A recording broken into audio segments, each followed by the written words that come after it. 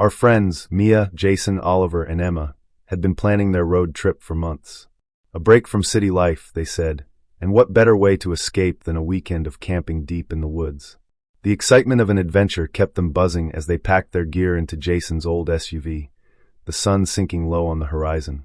The woods they chose were far off the beaten path, untouched and isolated, perfect for a peaceful escape. They arrived just before dusk, the towering trees casting long shadows over their campsite. Setting up was easy, and soon, the campfire was crackling, laughter filling the air as the group shared stories under the starry sky. But as the firelight flickered, casting eerie shapes into the forest, Mia felt something that made the hairs on the back of her neck stand up. She brushed it off as nerves, the kind that come with being miles away from civilization. The first night, it was just a sound, a faint rustling in the underbrush that could easily have been an animal. Emma laughed it off. Probably just a deer, she said, though her eyes darted nervously into the darkness.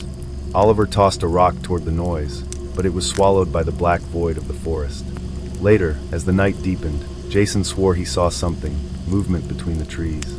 A shadow, too tall to be an animal, too quiet to be human. But when they turned their flashlights toward the spot, there was nothing. The woods were still again, but the unsettling feeling remained. The second night, it was more than just a sound. The stalker, whatever it was, grew bolder. As they sat around the campfire, the rustling came again, but closer this time. Twigs snapped. Something heavy was moving through the forest. Mia's pulse quickened as she shone her flashlight into the trees, catching a glimpse of something. It was too fast to make out, but there had been eyes. Reflective, glowing eyes staring back at her from the darkness. "It's just an animal," Jason tried to reassure them, though his voice lacked conviction. They decided to sleep in shifts, but the hours dragged by slowly. Each noise, the rustle of leaves, the creak of branches, put them on edge. By the third night, they were all tense.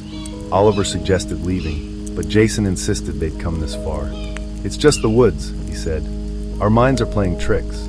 That night, as they sat in silence around the dwindling campfire, the rustling returned, but it was different now. It wasn't coming from one direction, it was circling them. Mia clutched her flashlight, her hands trembling as she scanned the darkness. The others were on their feet, eyes wide, ears straining. Then they saw it. A figure stepped out of the shadows, just at the edge of the firelight. It was tall, unnaturally so, with limbs too long, its face obscured by the darkness. The air grew colder as it moved closer, soundless, save for the soft crunch of leaves beneath its feet. "Get in the car!" Emma screamed, her voice cracking. They scrambled, abandoning their gear as they sprinted toward the SUV. Jason fumbled with the keys, his hands shaking, and the creature moved with them, each step slow but deliberate. The car roared to life, and they sped down the narrow dirt road, hearts pounding in their chests.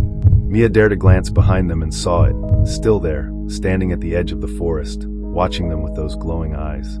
They didn't stop driving until they were miles away, until the trees were a distant memory, and the sun was beginning to rise.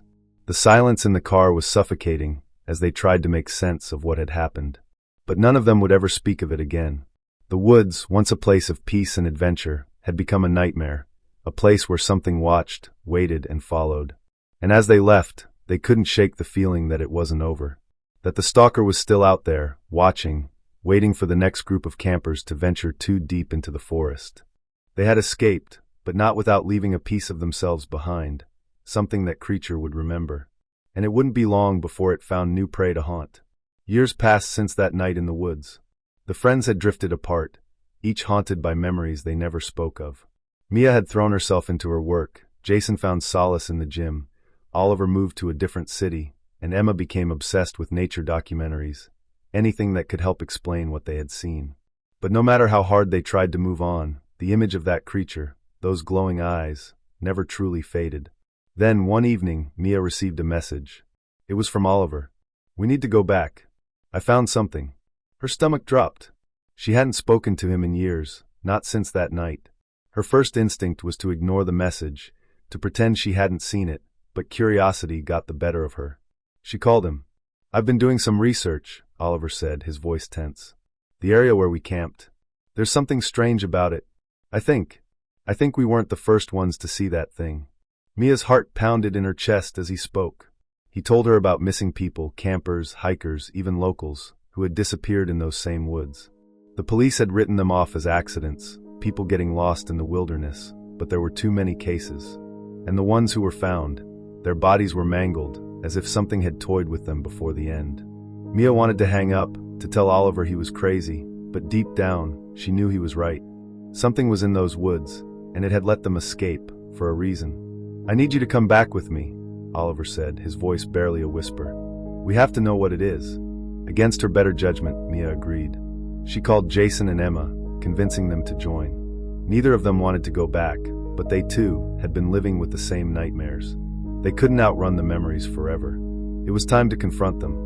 The four of them met at the same diner they had stopped at on their original trip. The once light-hearted reunion was now tinged with fear and unease. Mia noticed how much they had all changed, shadows of their former selves. "I've brought supplies," Oliver said, spreading out a map of the woods on the table. "We're going back to where it happened, but this time we're prepared." Jason was skeptical. "Prepared for what? To see that thing again? What if we don't make it back this time?" "We have to know," Emma said softly, her eyes fixed on the map. "It's been haunting us ever since. We can't keep running." The plan was simple: go back to the campsite, stay for one night, and see if the creature would show itself again. They brought flashlights, weapons, and recording equipment. If they couldn't kill it, at least they'd capture proof of its existence. The drive felt surreal, the same winding roads, the same towering trees that had once seemed so inviting now loomed like silent sentinels. By the time they reached the old campsite, dusk had fallen, and the familiar sense of dread began to creep in. They set up camp in silence, tension hanging in the air like a fog. No one spoke of what had happened all those years ago, but the fear was palpable.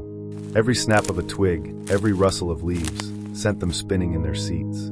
Night fell and they waited. Hours passed with nothing but the usual sounds of the forest, wind in the branches, the distant call of an owl. For a moment, Mia began to think they had been imagining it all, that maybe this had been a mistake.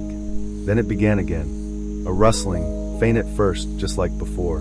The hairs on Mia's arms stood on end. The others heard it too, stiffening as the noise circled their camp. Jason gripped a knife, his knuckles white. Emma clutched her flashlight, trembling. "Oliver," Mia whispered. "Do you see anything?" Oliver, holding a night vision camera, scanned the treeline. His eyes went wide. "There," he whispered, pointing. "It's back." The figure was there, standing at the edge of the campfire light, just like it had years ago.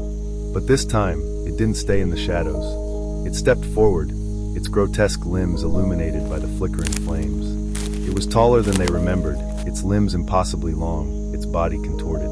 The face was a void, no features, no eyes, just darkness. But the worst part was the sound. A low, guttural clicking like the grinding of bones echoed through the forest. Jason lunged forward with his knife, but the creature was too fast. It moved with an unnatural speed, dodging into the shadows before reappearing on the opposite side of the camp.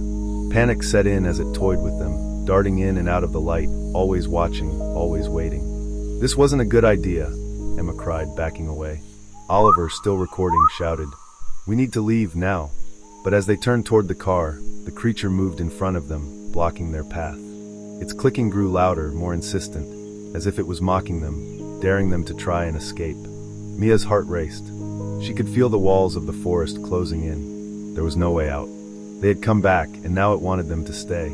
Suddenly, the creature lunged, its long arms reaching for Emma.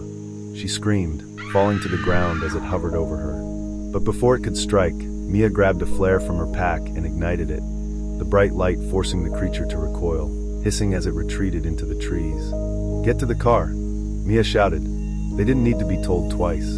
Scrambling to their feet, they ran to the SUV, Jason fumbling with the keys as the creature's clicking grew louder behind them. The engine roared to life, and they sped down the road, leaving the creature in their wake. As they drove away, Mia glanced back one last time. The creature stood at the edge of the forest, watching them leave, its featureless face fixed on the car. It didn't follow this time, but somehow that was worse. It was letting them go again. Once they were far from the woods, they pulled over, gasping for breath, adrenaline coursing through their veins. "What the hell was that thing?" Jason asked, his voice shaking. Oliver, pale and wide-eyed, looked down at his camera. "I don't know, but whatever it is, it let us go again." Mia nodded, her hands trembling. "We can't come back here. Not ever." But deep down, they all knew the truth. The creature wasn't done with them. It had let them escape, yes, But it was waiting, watching, and one day it would call them back. And next time, they might not be so lucky. The four friends had returned to the woods for the last time. They weren't running anymore. This time, they were prepared to end it. Oliver had uncovered an old legend, one that spoke of a creature born from the forest's curse, a being that thrived on fear, but had a weakness: fire. They had no choice. The nightmares, the feeling of being watched, the terror, it had followed them for too long. It was time to fight back. The night was darker than before, the forest unnervingly silent as they set their trap. They created a ring of gasoline around the campsite, their only weapon against the creature's speed and shadows. Mia stood at the ready with a torch in hand, while Jason, Emma, and Oliver took positions with makeshift weapons: axes, flares, anything that could give them a fighting chance. The familiar clicking sound echoed through the trees. It was here. Suddenly, the creature appeared at the edge of the firelight, its tall, twisted form stepping forward. This time, it didn't hesitate. It moved with intent, its elongated limbs reaching out, its eyeless face fixed on Mia. But she didn't back away. She lit the torch and held it high, her heart racing as it drew closer. "Now," she yelled. Jason kicked the canister of gasoline over, and in one swift motion, Mia threw the torch into the ring. Flames erupted around them, circling the campsite in a fiery barrier. The creature recoiled, hissing, as the fire closed in. But this time, there was no escape. It thrashed, trying to slip between the flames, but the fire was relentless, licking at its limbs, engulfing its body. The clicking sound became a screech, high-pitched and terrible, as the creature writhed in agony. They watched, holding their breath, as it collapsed in the center of the fire, its body twisting and contorting as it was consumed by the flames. The screeching slowly faded into silence, and soon, there was nothing left but ash. It was over. The creature, the thing that had haunted them for years, was finally dead. Exhausted and shaken, the friends stood in stunned silence, watching the last of the fire burn out. For the first time in years, they felt a sense of peace. The nightmare was over. They had faced their fear and won. They left the woods that night, knowing they would never return. This time it was truly over.